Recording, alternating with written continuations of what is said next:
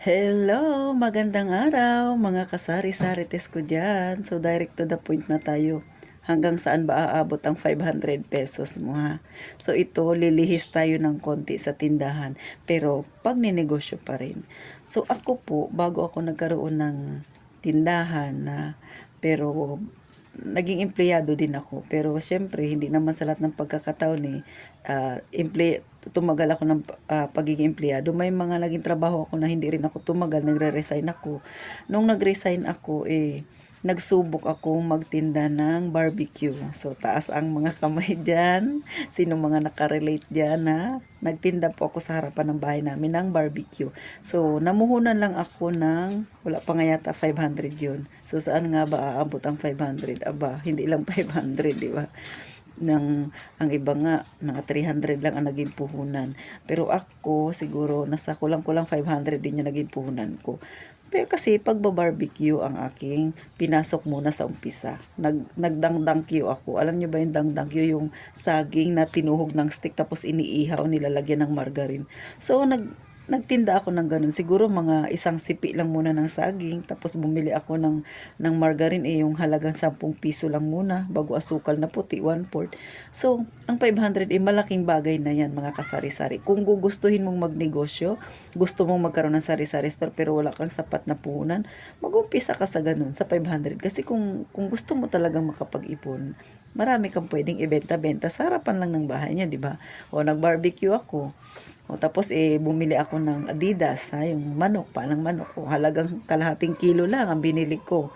Sa ngayon ang kalahating kilo nasa 140 o kalahati 70.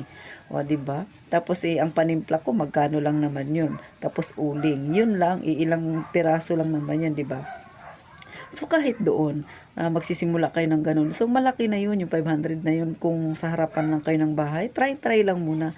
Tapos ulo ng manok, di ba? Yun ang aking naging unang negosyo bago pa ako naging gwardiya.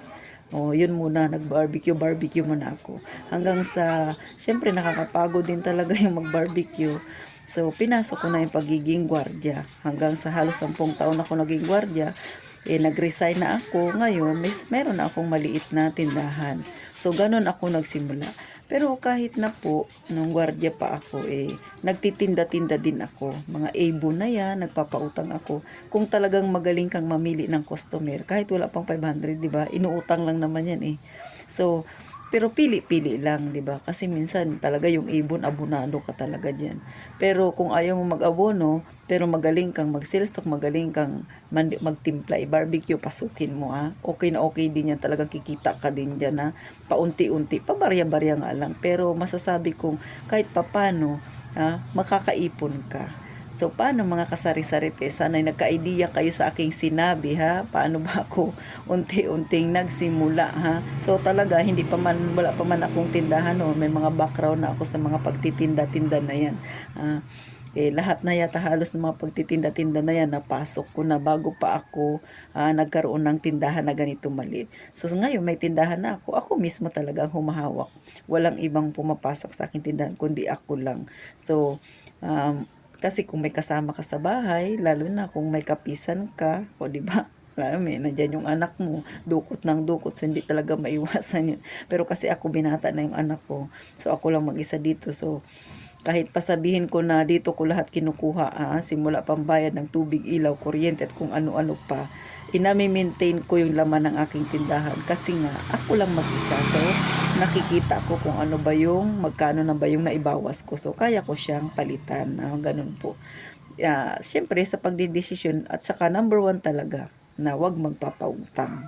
Ganun. Ako kasi talaga wala. Katwiran ko kahit hindi kita suki, marami pang iba dyan. Hindi ako nanghihinayang sa isang tao na mangungutang sa akin tapos alam ko makunat, hindi marunong magbayad. Tapos hindi na sa akin bibili sa iba. Okay lang sa akin yun. Kasi marami pang iba dyan na bibili sa iyo. Diba? Ganun ang katwiran ko. Kaysa maging suki ko siya pero sasakit ang ulo ko kasi kakonsumisyon sa kanya. Diba?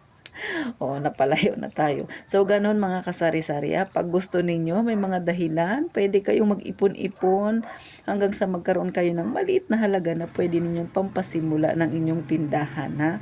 Siyempre, sa halagang 500, kayang-kaya yan. Tayo pa, Ha? Mga Pinoy tayo, 'di ba? Kahit saan tayo ilagay, madiskarte tayo. Kaya kayo diyan, mga nanay, mga kasari-sarites ha. Aba, try na ha, kahit may anak kayang-kaya niyo yan ha. Ako'y nagpapalakas ng loob ng mga nanay diyan na nawawalan ng pag-asa ha, na naiisip na kung paano ba makatulong kay mister ha. So kaya niyo yan ha, simulan niyo lang muna sa maliit lang, wag lang magmadali. Hindi naman tayo nagmamadali sa lahat ng bagay. So paano ha, mga kasari-sari, abangan niyo ako ulit sa iba pang upload ko sa mga simpleng tips ko na kagaya nating mga mahihirap. Sana magka-idea kayo. Salamat!